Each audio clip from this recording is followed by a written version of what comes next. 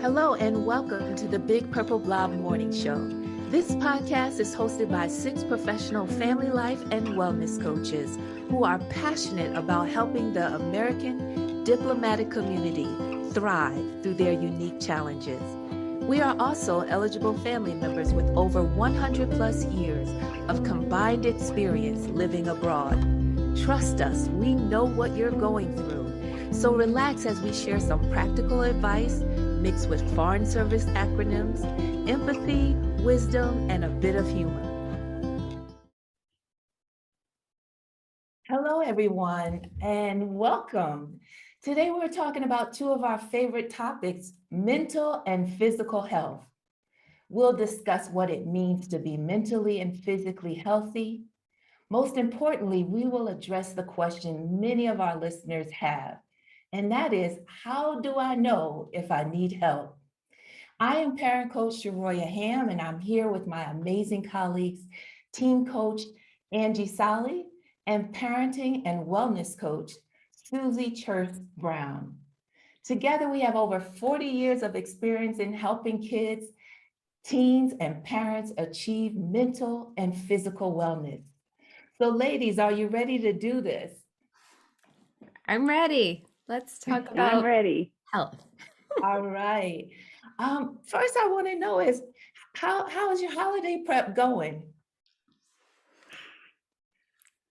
We haven't even Angie? started thinking about the holidays yet. We feel like it's one day at a time here. We just had to move houses. So, getting resettled into a house and now thinking about planning, at least asking people for Thanksgiving Day, which that's what we're focused on. What about you, Angie? That's me too. I'm not one of those talented people whose house looks like a magazine in the decor area. So probably very last minute we kind of get out a box of our old decorations, and when the kids are home and everyone kind of puts things up on a shelf that's already full of stuff and cluttered up, and then we leave it up for a really long time. So I'll be good to go with decorations way past the holidays and after Christmas. but in advance, not as much. Are you ahead of the game, Shariah? Well, I'm not, but I do have a feeling because I like to get up decorations by Thanksgiving. I think I'm on track for how I feel mentally. That has been a challenge in the past to be mentally well at that point. But to Susie's point in our last show about holiday sanity, I decided that instead of my kids are not here and I don't feel like cooking, I don't even feel like being around other people that much. So my husband and I are going to rent a Harley Davidson and on Thursday and just go around South Africa. So Wow. Pretoria. So I'm looking forward to that. Susie talked about creating experiences when things can't be the way you want to. So I'm taking her advice. Oh, that's so fun. That is awesome. Yeah. New adventures. Yeah, new adventures. We're going to tackle mental health first. And so I want to ask you both, how do you define mental health? You know, we know that it looks like what it looks like when someone isn't well. And we know that mental health doesn't mean being happy all the time. So Angie, I want to start with you. How would you define mental health? I think this is such an interesting question because when it comes to physical health, I think so many of us have experiences in knowing when we're feeling good, and it seems more there's a physical element, so it seems more observable. And mental health, we kind of know, we have an idea in our mind of that should be mentally healthy, but I don't think all of us have a concrete, like, decided idea that maybe mental health means that we should be sad, but only sad once every 3 months, or we should feel sad at a level 4, but feeling sad at a level 8, that means depression. Or we don't have these measures to decide exactly the category and definition of mental health. So I think that's really good to look at, because we wait until we're in kind of an unhealthy mental state and we're really deep in confusion or overwhelm or really dealing with a lot of sadness, and then we seek out health. So what does mental health mean to me? It does mean feeling sad sometimes. It's not a steady happy all the time. I don't know anyone who feels that. So recognizing that feeling stressed and feeling sad are part of a mentally healthy life, but being able to recognize that it's okay to feel those things, and paying attention to where you are in your sadness, if that makes sense, in your stress, when you're moving. These are times, of course, we are likely to feel stress. So we don't have to question it as much as, why am I feeling so stressed? Why am I not sleeping well? If you can put together the puzzle pieces of what's happening in your life, and it makes sense to feel that stress and overwhelm. And then other times when it doesn't make sense to feel as much sadness as we're having. And that's when we decide whether it's healthy or unhealthy emotions. What do you think, Susie? Well, I think oftentimes people don't differentiate between mental and emotional health, and I generally, when I talk about the two, I often lump them together because they're so hand in hand and hard to separate. But it's part of it is, how do you feel? How do you feel right now? And this answer changes from day to day and month to month, and as we go through our own phases, and our children go through through their phases. I mean, anyone that has a teenager in the house knows what emotional roller coasters can feel like, right? But also part of this is having a positive self-esteem and being able to express a wide range of emotions. Because if you can't feel and acknowledge lower or sadder emotions, the negative emotions like being angry or frustrated or stressed, it's really hard then to understand what the good or positive emotions might be, like being calm or happy or satisfied. And I think someone that understands and feels a positive mental and emotional sense of wellness, they are also able to understand that if they are feeling low, that it is just a temporary thing and is not something that they cannot recover from.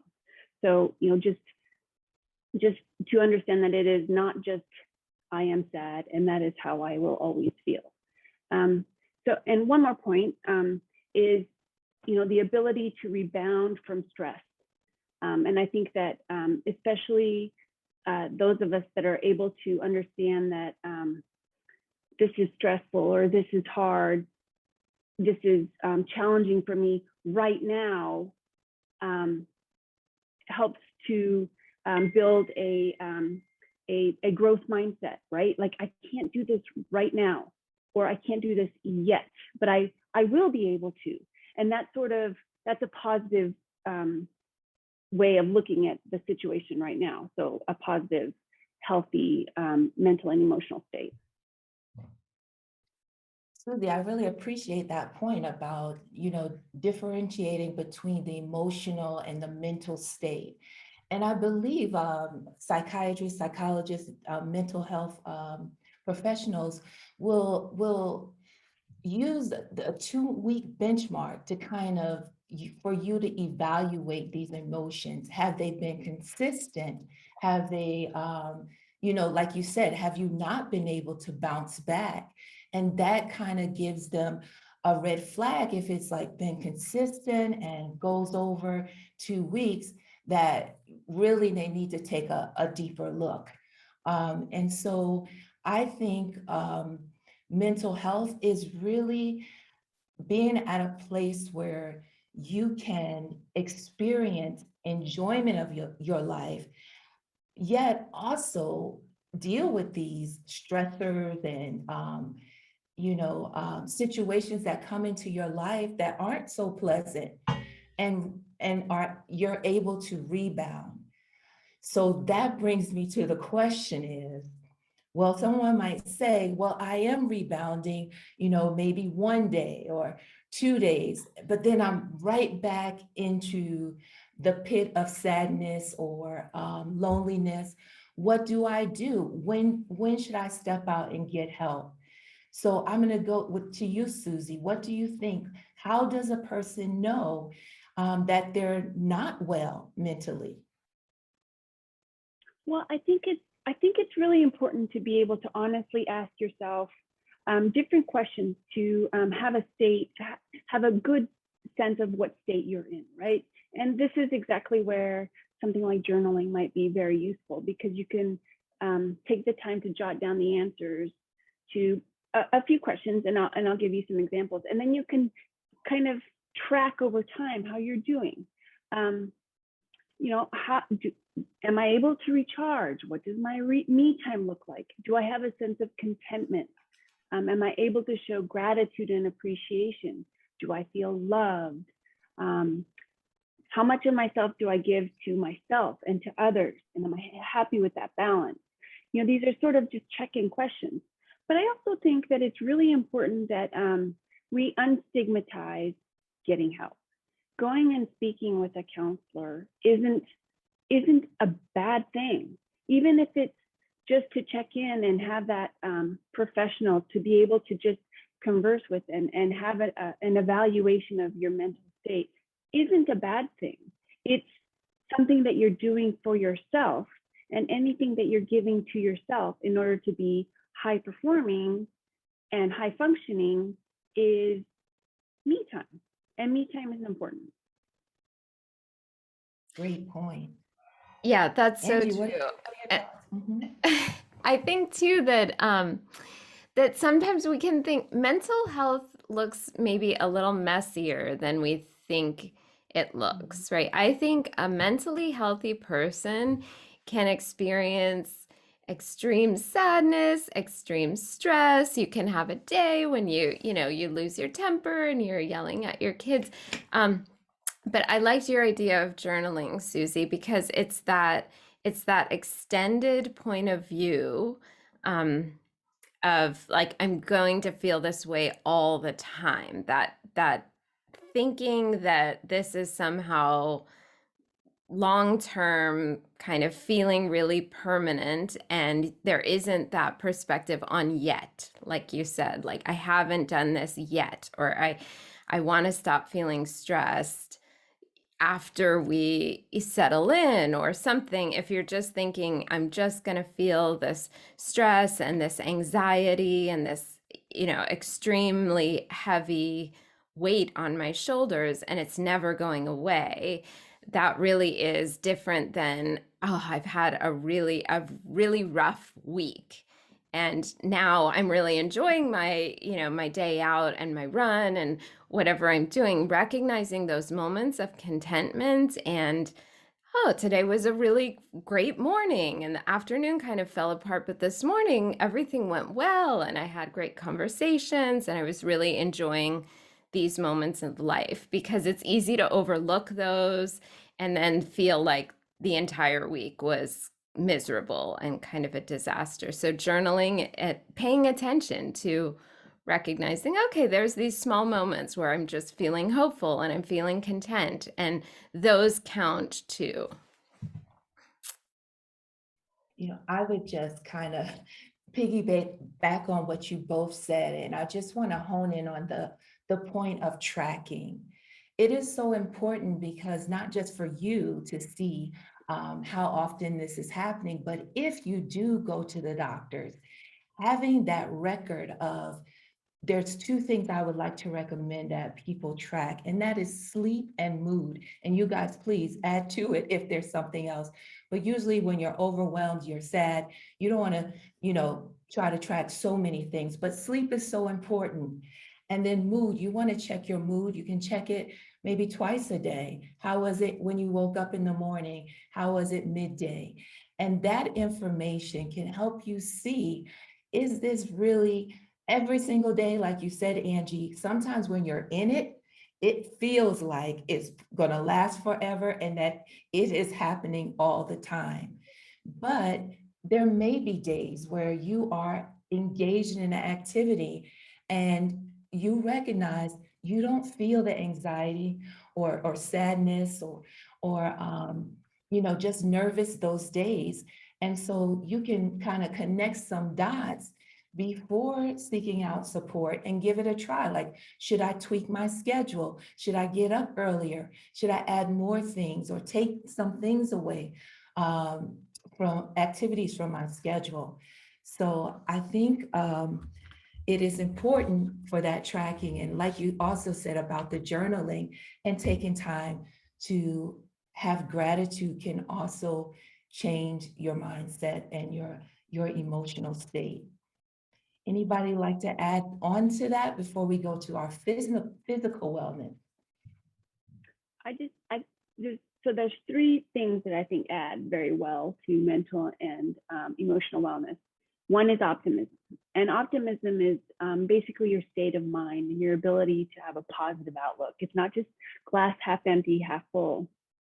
And it's also a skill, right? You can teach yourself to have a more positive and optimistic outlook. So there's that. The second part that kind of contributes to that is resiliency. And that is, life happens, things are challenging, bad things happen. It's our ability to bounce back from that, our resiliency and our stick-to-itiveness is very, very important in our mental and emotional resiliency. So just those two things. Okay. And again, I want to just interject there because I know, Susie, those are skills, and sometimes we can't access those skills when we're in the moment or feeling like 2 weeks of just being down. You don't know where to start. And I think, and I just want to reiterate, after you track and you see that you've been stuck for a while, there's something called Hedonia, and it is the psychological condition to not experience pleasure. And so if you're not experiencing pleasure day in and day out, to answer that question, to answer the question of, should I get help? That is a key sign when you lose pleasure day after day and you can't kick in those skills of optimism and resilience that Susie just spoke about. Angie, you want to close out on this section? Yeah, I think we've all made some really good points, and I think that the awareness is always so important to me that people see this, because when I talk to someone, usually I can ask them questions where they're like, yeah, I mean, I was calm when I was driving in the car for that hour and a half and like listening to the music that I really liked, but people are discounting that, right? They're not counting that in the category you just said, Sharoya, of like experiencing pleasure. So people will say, oh, I haven't experienced pleasure for sure this week or for the last 10 days, because they're defining it as some kind of complete elation and joy. Mm-hmm. And we just forget to notice, I have moments of calm. I have moments of contentment. If we aren't looking out for that, like where today was terrible and today, I kind of fell apart and all of this happened, was there any moment of calm? And if you really think back through your day, many of us can say, okay, there was just that 5 minutes in the morning when I started my workout before the kids came in and interrupted me and the whole day went. But I was really enjoying my workout for 5 minutes. So paying attention to that, I think, is important. And then it really does help you notice if you can't feel those moments of calm driving in the car or the 5 minutes when you start your workout. If there's not 5 minutes, that is time to pay attention more and look at what your mental and emotional health looks like and reach out to somebody. So I think all of that is just so important to be able to look at and notice. So I appreciate you guys talking about. And the other side of it, physical health. Who wants to Yeah. start off on that? Well, Well, I'll just say for me, this has been an area of struggle for me as a mom, trying to figure out what what did physical health look like for me and my family. You know, I always looked at other families and thought, look what they're eating, and you know, their size, and try to think, am I doing this right? And I know I came from a family who didn't really move much and didn't cook healthy. And so I tried my best to learn new ways, but always felt like I wasn't succeeding. So I'd love to hear from you, Susie, who's an expert in this area. How does one determine what is physical wellness for their family? so I think that when people think of physical wellness, they think of muscle tone and thinness. And I think it's really important to understand that this is a highly individual area of wellness. And what works for me doesn't work for other people necessarily. Maybe it does, maybe it doesn't. So I think it's really important to understand that because it's so highly individual, it is, sorry, it's raining really, really hard. So I'm changing my audio. Oh, we can't hear it. I can't. Okay. So physical wellness is it's more than just great muscle tone, as I said. It's having a healthy quality of life and embracing your level of physical aptitude. And it's also recognizing the impact of your behaviors on your own health and adopting healthful routines. So this doesn't mean that like you only eat vegetarian and you eat only olive oil and you never eat fried foods. No, because that's not necessarily realistic. I think that if you don't embrace all of the things that you enjoy, then on the whole, your diet, you feel like you're sneaking these quote unquote unhealthy foods.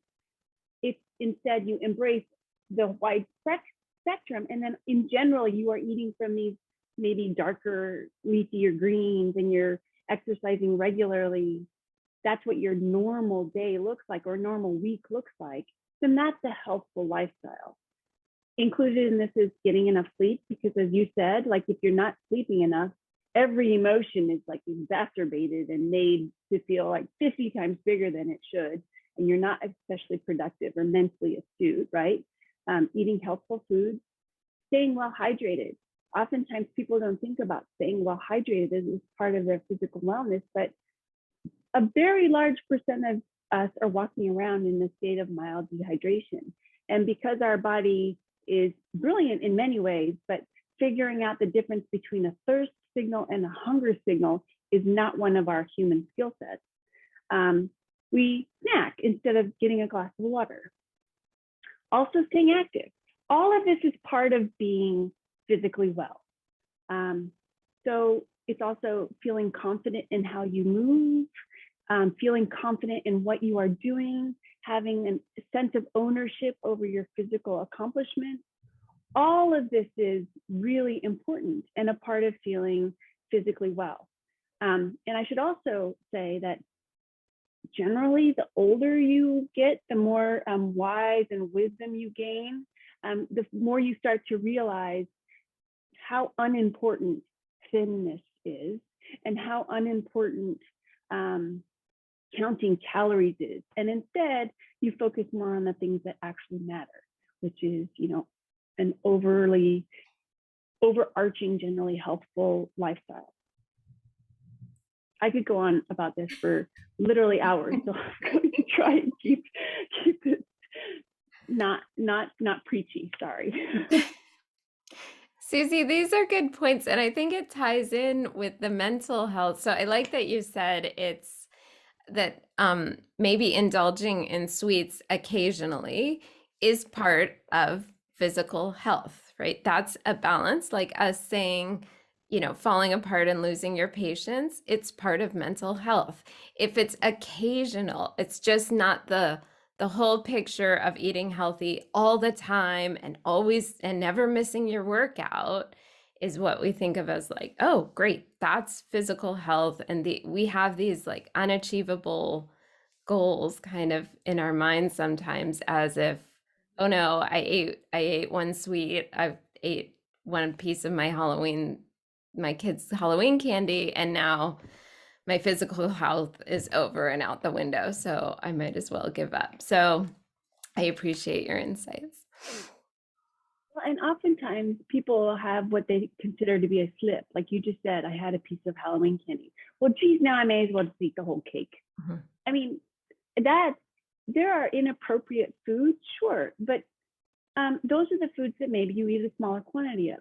But more important are the inappropriate amounts, right? Like if you're going to have a piece of cake, have a piece of cake, but savor it and be mindful about enjoying it. And pay attention to what it feels like on your tongue and enjoy the chocolatiness of it, or whatever kind of cake you love. But then stop there, right? Put the rest of the cake away. Don't go back for more. And I think it's really important to remember that just because you had that piece of cake doesn't mean your diet is ruined forever. Mhm.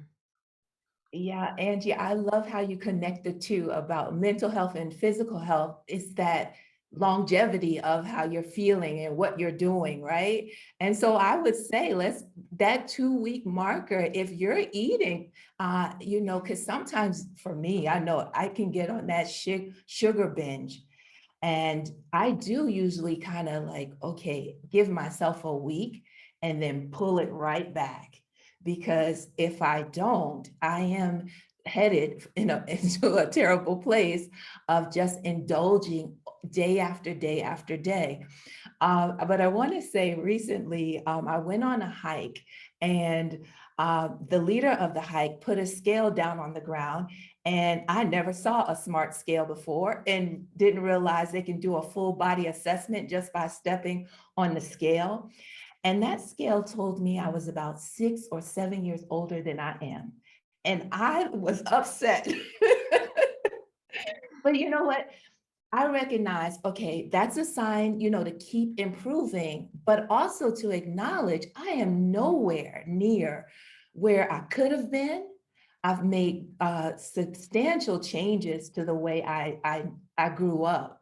And like you said, Susie, as I've gotten older, I've gotten wiser. And so now I'm getting out more, doing hikes, and even working out with the Marines here in South Africa. And that has been fun because I've been the last one in every exercise. But I do think it's contributing not only to my physical, but my mental wellness as well. So it is like, a cycle. They both kind of help each other. Mhm. I think that a very important part of physical wellness is also knowing your numbers. Knowing what your heart rate is, what your cholesterol levels are, knowing what your BMI is. These are all very important numbers that are reflective of different sorts of health characteristics and factors. And we're lucky with the Foreign Service because we have to do a physical before, as we move from post to post, right? But I don't think everyone takes those numbers into consideration. We are also super fortunate because we have at our disposal very easily accessible healthcare in our health units, right? And we can go into these health units and say, I'm concerned about XYZ, and they can help facilitate blood tests if necessary. Or like I was having some vision problems earlier, and they're all worried about, oh my gosh, what if she has like some sort of diabetic related blindness, which blew my mind because diabetes, of course, doesn't run in my mind in my family. But we're very easy access to these numbers, and so I encourage everyone out there in the listening world to take advantage of those opportunities to get your numbers checked and do it regularly so you can track if something's going on. Oh, Susie, that's a good point. I've never looked at any of those numbers. I don't know mine. So I'm here raising my hand as your first student, learning as we talk to people as experts. But so I didn't know that. So I am gonna go get blood work done and just look at, because I'm at that age now where at like 44, I want to know what healthy looks like so that as I age, I know what my numbers were. So this is a good reminder for me. So as we wrap up, any closing thoughts on mental, emotional, and physical health, what it looks like? If I could just encourage everyone to also consider having conversations about your mental and emotional wellness and your physical wellness with your children and with your family, so they understand maybe questions that they can ask themselves, self-reflecting questions. Understand what healthy body image looks like. Understand that it's a highly individual look at what wellness looks like, and what works for you may not work for your children. But also, if you are able to view yourself in a positive way, able to have a positive self-dialogue, able to have an active lifestyle, your kids will take that as a positive example and hopefully be able to incorporate that into their lives as well, which is really important. My closing thing would be, as I tell my clients, to rate your quality of life, look back and just say, am I really at a low point where my quality of life is really, dragging me down? I think it's time to talk to someone who can really give you the truth and say, I think what I'm hearing is not who you are. It's not how you normally behave. And that's a sign. And I am a big advocate of using the health unit. I have just had great experiences going in there and saying, this is how I feel. What should I do? And so I want to encourage people to use that resource. That's great. And it never hurts to ask someone else, right? The one scenario is that you go in and say, here's what's going on with me. And they say, all of that looks good, sounds completely normal, you're doing well, right? That's a one possible answer. So there was nothing lost. And if there is a need for some more intervention or some suggestion for a way that you can improve and be living your life as yourself, as your most authentic, genuine, best, energetic, enjoying your life self, if there's a suggestion for that, we want to know it. So of course, reach out. There's just nothing to lose. Ask someone, figure that out. So I'm gonna get my blood levels tested and figure out what my numbers are. Thanks, everyone. I'm so glad we met to have this talk, and we look forward to talking more with you listeners. If you have any questions for us, let us know. We will address that topic on one of our next episodes. Thanks, everyone. Thanks. Thank you for listening to the Big Purple Blob Morning Show. It has been a pleasure to share our stories with you today. Now we want to hear from you. Tell us your story. Let us know your biggest challenge that you face at Post or back in the States. We also want to know what type of parenting support you need at this time. To connect with us, visit our website at thebigpurpleblob.com. If you found today's episode helpful, please share with your friends in the American Mission community. And remember, we want to hear from you, because we are here for you.